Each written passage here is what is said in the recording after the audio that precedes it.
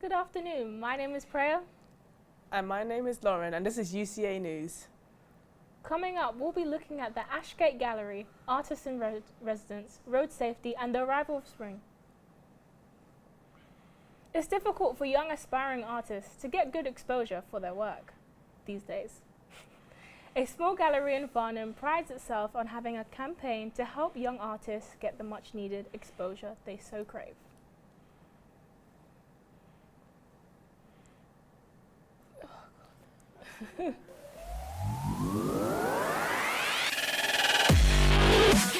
The Ashgate Gallery in Farnham proudly runs a campaign called Rising Stars. We contacted Otti Reams, the director of the project, to find out more about it.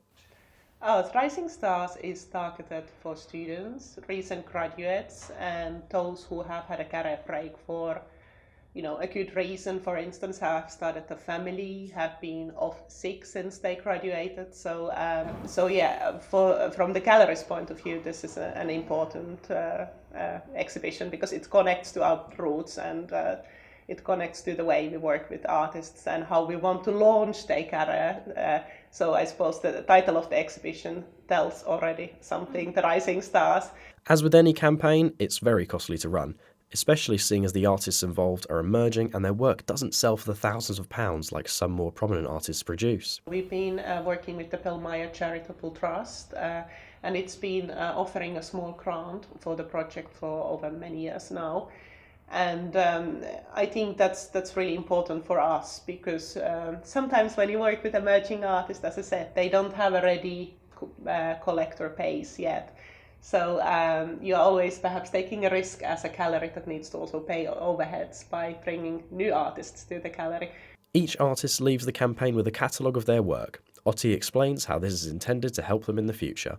It includes the work by all the artists in the show, their statements, and actually I believe this is a very helpful project for the artists because when the exhibition finishes, this is what they will have after. So when they approach maybe another gallery to ask to have their work on display, they can take this catalogue, they can show they have taken part in the Rising Stars exhibition. So hopefully it will be a long-term marketing tool for them. The campaign takes place every year, allowing all kinds of new artists to have the chance to have their work displayed and bought by the public. Will Murray, UCA News. Sorry for the sound problems in that last package. Anyway, next story. After finishing a creative course, it can be hard to figure out what to do next with your skills. Now there seems to be a light at the end of the tunnel for those who want to keep using their skills to learn and influence. Megan reports on the new Artists of Residence scheme.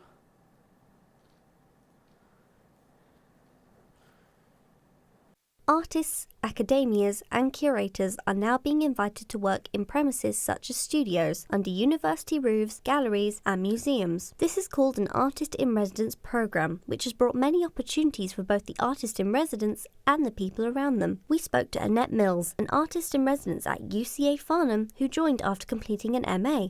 I'm Annette Mills and I'm currently artist in residence at UCA Farnham. Artist in residence is a role within the university and it means that we have the opportunity to come back after a degree and to actually use the facilities and work with students and tutors and access all the facilities of the university to carry on with our work and creative practice. It's opened up more opportunities for me really in terms of giving me more confidence to be able to go out and work with different people and to approach different people and practitioners and build up liaisons. I work closely with the Craft Study Centre and part of my residency is about developing links for students to actually go and work with the collections that are in there. Doing this interim year has enabled me to kind of move that on and gain a lot more confidence about just going after opportunities. So I've entered competitions and I've been accepted and Rising Stars, which has been totally fantastic. I don't think there's any downside for me at all.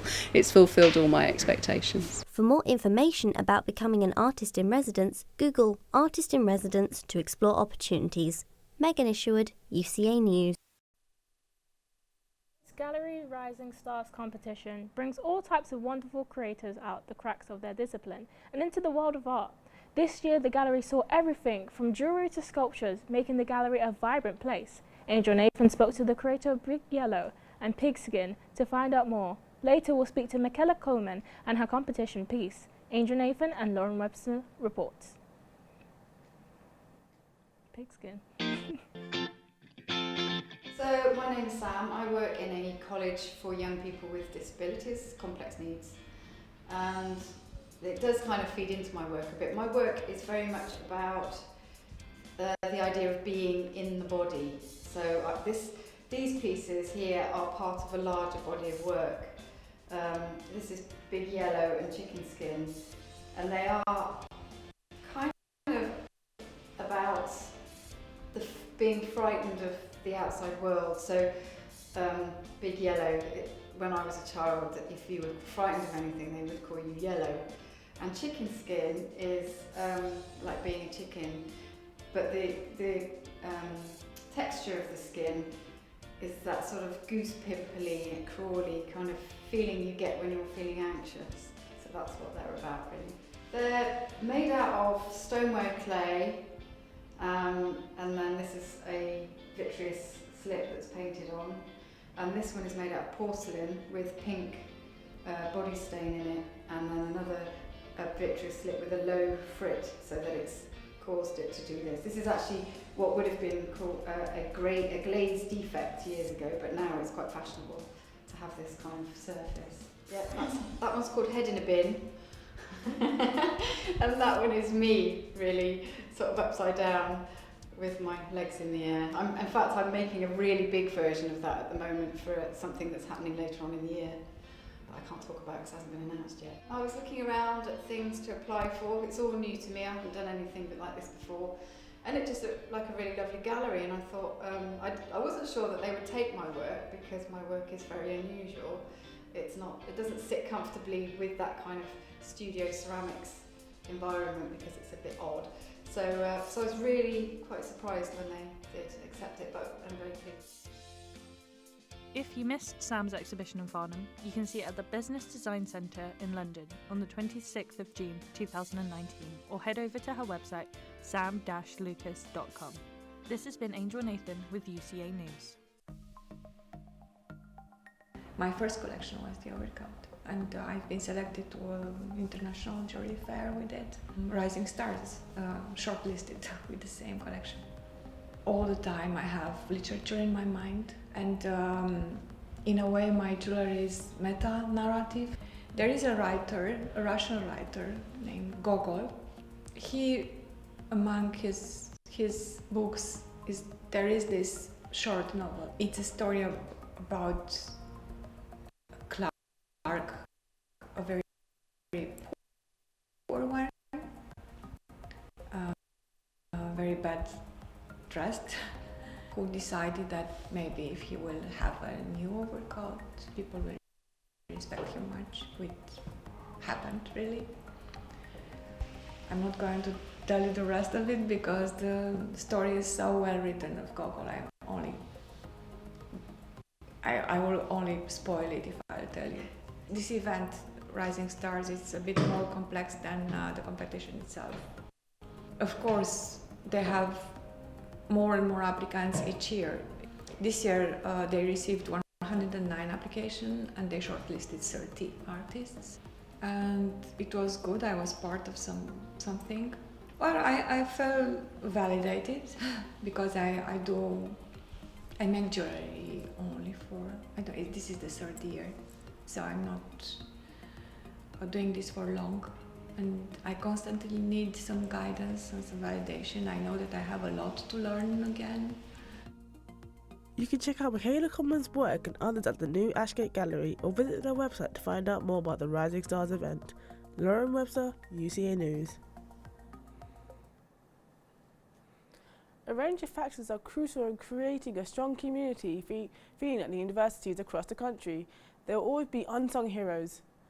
At the University for the Creative Arts, there is one particular position which has helped institutes become the modern university of the year 2019.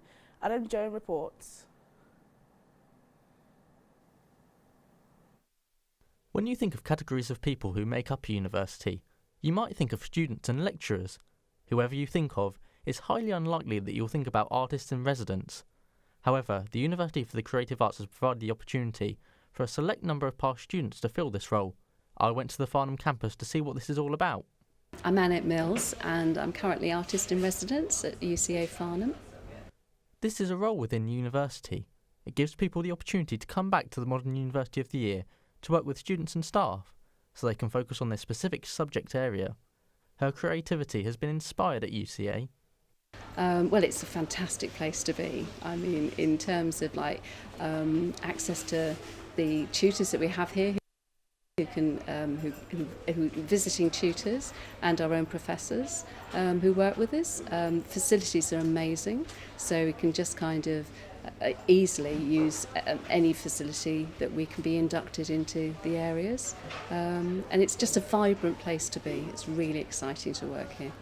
Whether you're a student, lecturer or another member of staff, everyone goes on different journeys throughout their time at a university. The artist shares one of her favourite things about being at UCA. Well, that it's a process. It's a most extraordinary process. I'm completely different in terms of how I think now to how I was when I first came on the course. Thinking about, what kind of work I wanted to do, the direction I wanted to travel in, and all of that very gradually is kind of addressed, and you're challenged and pushed, and then and I've got to the place I am now where I am Artist in Residence here. This university has changed the way she thinks, and it's allowing her to go on and create fantastic pieces of artwork.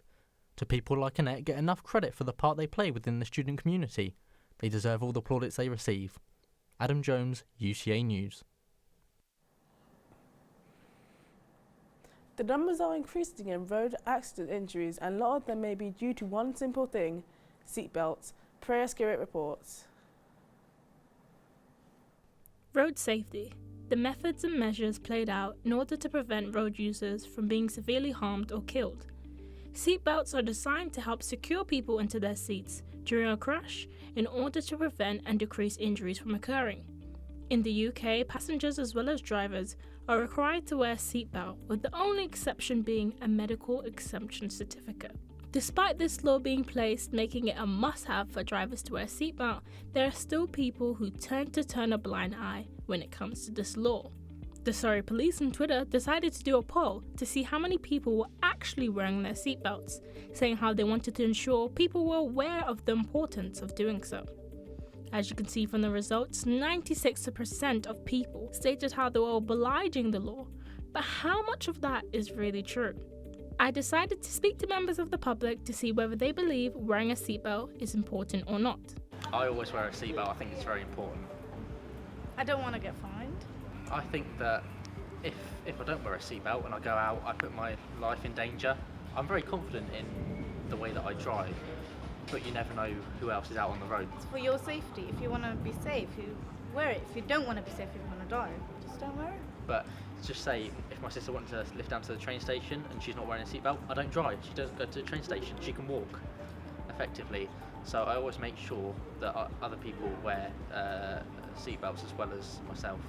Well, if I recall my 7 years in Pakistan, the passengers at the back don't have to wear a seatbelt, and if the driver's not wearing a seatbelt, they're fined. But basically, I haven't seen much people in Pakistan wearing seatbelts. As you can see from these results, it's important that these topics get discussed more and more. It seems that the drivers are the ones taking precautions, whereas the passengers feel more free in not wearing their seatbelts. Hopefully, Surrey Police will begin to buckle down, using their platform to express the importance of wearing seatbelts. I'm Priya Scarrett, signing off. This is UCA News. Spring is one of the first seasons of the year, following winter and preceding summer. People usually think of spring as the season to clean, grow and celebrate religious holidays like Easter. Here's Anila Bali and Ali Smythe as they reflect on what springtime means to them. Springtime, the season that people generally class as the first season of the year. The time for rebirth, new life and growth. The season also refers to love, hope and youth. Following dismal winter rain and storms, spring is welcome every year when it finally breaks cover. We have used the word spring for the season since the 16th century. Before that, it was used for centuries to apply to the source of a river. Although many people think of the signature quacking sound when it comes to these animals, not all ducks quack. Some ducks emit a squeal, and many male ducks are actually silent. Spring is a good time to freshen up the soil. Spring is also the busiest time in the garden, so try to get ahead before the weeds start growing. This is the time to sow seeds, indoors and outside, and to make weeding a priority. As Pablo Neruda said, you can cut all the flowers, but you cannot keep spring from coming. Anila Burley And Ellie Smythe, UCA News. Now here's Will with the weather. Thank you, Lauren. Well, it's been a wet and windy week, and I'm afraid we can expect more of that over the weekend. We're still suffering from the effects of Storm Gareth today, but the wind will die down a bit later this evening, although we can still expect a few showers overnight. Tomorrow, the storm picks up again to bring us winds of 50 miles an hour throughout the day and mild temperatures of 11 Celsius. The winds will die down again as we head into the evening, but we can expect more rain overnight. We'll see a chilly start to Sunday morning, but it will be a lot brighter and a lot less windy as we wave goodbye to Storm Gareth. A chilly Sunday night, we'll see temperatures drop to 1 or 2 degrees, but it'll be a bright start to next week. Have a great weekend. Thank you, Will. So Freya, it's Red Nose Day today. What are your plans today? Oh, my plan is just to stay home, have a nice cuppa and just watch a good comedy show. You know what my plan is? Because it's World Sleep Day, I might just sleep in this time. Yeah, same. So that's it from us today at UCA News. We'll see you next weekend. Goodbye.